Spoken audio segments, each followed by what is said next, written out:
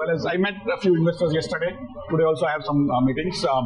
What they tell me is that post-elections in India, there's a huge amount of, the results, a huge amount of money waiting to come in.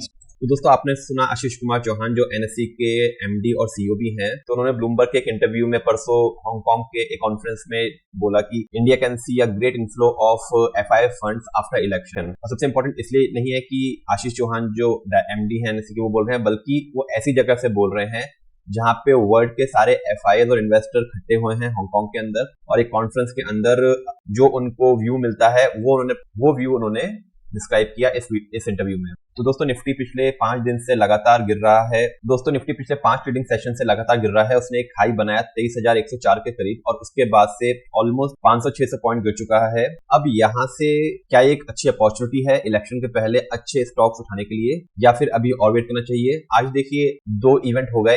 एक weekly expiry खत्म हो गई जो कि monthly expiry थी election से पहले की आखिरी एक्सपायरी, जिसमें जितने भी पोजीशंस थी ऑप्शंस के अंदर वो क्लोज हो गई। और दूसरा जो कैंपेनिंग चल रही थी इलेक्शंस की वो आज खत्म हो गई है। तो 2 इंपॉर्टेंट इवेंट खत्म हो गए हैं। अब मार्केट को केवल एक कल का ट्रेडिंग सेशन बाकी है, और उसके बाद ओपिनियन पोल्स आ जाएंगे मंडे से। तो अब एक कल का दिन बच रहा है जहां पे इन्वेस्टर को डिसाइड करना है कि क्या वो मार्केट से दूर रहे या फिर एक अपॉर्चुनिटी है अच्छे स्टॉक्स उठाने के लिए। तो देखिए मार्केट एक कॉन्स्टेंटली ही इस पॉइंट से 15 जनवरी से ऑलमोस्ट पिछले 5-6 महीने हो गए, 6 महीने से एक रेंज में चल रहा है, जिसमें ऊपर की तरफ आपको एक रेजिस्टेंस ट्रेंड लाइन दिख रही होगी और नीचे में एक सपोर्ट ट्रेंड लाइन। तो स्टॉक जब भी ट्रेंड लाइन के पास आ रहा था वहां से रेजिस्टेंस लेके नीचे में 1000 पॉइंट की ड्रॉप डाउन दिखा रहा था, और सेम चीज देखिए यहाँ भी हुई। और जब नीचे सपोर्ट ट्रेंड लाइन पे आया तो यहाँ से उसने एक बहुत ही अच्छी शार्प ले दिखाई है हर पॉइंट के अंदर, और अभी भी सेम चीज उसने ऊपर में यहाँ पे रेजिस्टेंस पे एक प्रॉफिट बुकिंग दिखाई, और उसके बाद स्टॉक यहाँ से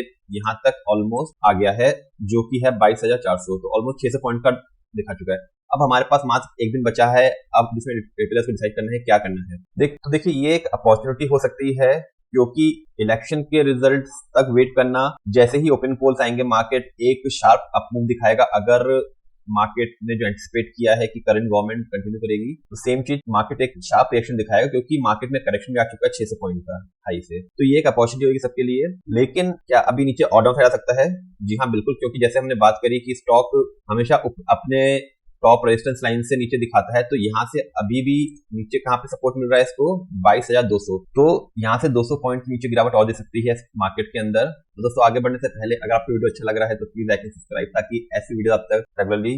और ये 200 पॉइंट की रेंज एक अपॉर्चुनिटी होगी अच्छे स्टॉक्स उठाने के लिए। और रिसेंटली ही सीएलएसए ने 54 स्टॉक्स की लिस्ट प्रेजेंट करी है जो उनके अकॉर्डिंगली बेनिफिट हो सकते हैं अगर करंट गवर्नमेंट कंटिन्यू हुई। तो मोस्टली इसमें वही पीएसयू स्टॉक्स हैं जो बेनिफिट ले सकते हैं as a direct beneficiary of the policies of the current government. तो पीएसयू सीधा गवर्नमेंट के बेनिफिशियरीज होते हैं, इसलिए ज्यादा इंपैक्ट उसी पे आएगा। और पीएसयूज के अंदर भी mostly capex and infrastructure link sectors ज्यादा बेनिफिट होंगे, क्योंकि गवर्नमेंट का जो मेन फोकस होगा वो होगा इंफ्रास्ट्रक्चर के अंदर और कैपेक्स इंप्रूवमेंट के अंदर, जिसके बारे में हमने एक स्टॉक के बारे में बात करी थी लास्ट वीक। वीडियो आपको लिंक में मिल जाएगा, वो एक सबसे बड़ा बेनिफिट हो सकता है। उसके अलावा जो 5 मेजर इंफ्रास्ट्रक्चर स्टॉक्स हो सकते हैं जिनको बेनिफिट मिल सकता है इलेक्शन के बाद, उसमें से पहला स्टॉक है L&T। तो जब भी इंफ्रास्ट्रक्चर की बात होगी इंडिया में तो L&T नंबर 1 स्टॉक होएगा। अगर पिछले 1 साल में देखें तो स्टॉक ने एक हाई बनाया था 29 जनवरी को जो कि था अराउंड 3700 का, और उसके बाद स्टॉक ने नीचे एक बेस बनाया 33 का, और ऊपर में अगेन 37 का रेजिस्टेंस मिला। तो 3700 रुपीज इसका एक ऊपर में रेजिस्टेंस है, और नीचे में एक सपोर्ट अराउंड 3300 के पास है। करंटली स्टॉक 3600 के आसपास है।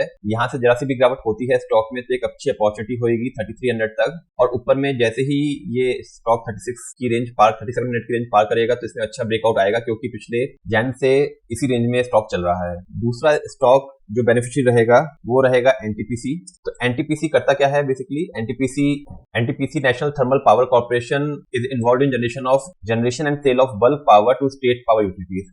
तो एनटीपीसी थर्मल पावर जनरेट करता है और सेल करता है स्टेट यूटिलिटीज को। तो ऑब्वियसली इलेक्ट्रिसिटी की demand month on month increase हो रही है इंडिया में, क्योंकि डोमेस्टिक कंजम्पशन बढ़ रहा है। तो ये एक दूसरा स्टॉक रहेगा इंफ्रास्ट्रक्चर बेसिस जिसमें पावर का मेजर इन्वॉल्वमेंट है, क्योंकि करंट गवर्नमेंट आने से NTPC new power plants development की तरफ मूव हो सकता है, और जिससे इनकी कैपेसिटी में इंक्रीज हो सकता है, और उनका खासा फोकस ग्रीन एनर्जी की तरफ रहा है। तो इसलिए भी एनटीपीसी एक इंपॉर्टेंट स्टॉक रहेगा। देखिए पिछले 4-5 महीने के अंदर स्टॉक ने, अगर पिछले 6 महीने की बात करें तो स्टॉक ने 34% रिटर्न दिया है। तो यहाँ से एक अच्छी अपॉर्चुनिटी हो सकती है कुछ टाइम के लिए, आने वाले दिनों के बाद, जब अगर सेम गवर्नमेंट कंटिन्यू करती है। तो तीसरा स्टॉक रहेगा एनएचपीसी का। एनएचपीसी हाइड्रो पावर जनरेशन में काम करती है और बहुत ही बेहतरीन स्टॉक है। एनएचपीसी एक रेंज बाउंड चल रहा है काफी टाइम से 100 रुपए के, जिसमें नीचे की तरफ देखें तो इसने 6 फरवरी को 103 रुपए का रेट क्रॉस करने की कोशिश करी थी और उसके बाद कंसोलिडेशन में नीचे की तरफ में 78 ऊपर में 103 रुपए का रेट इसने कई बार दिखाया। अब करंटली 100 रुपए के आसपास है।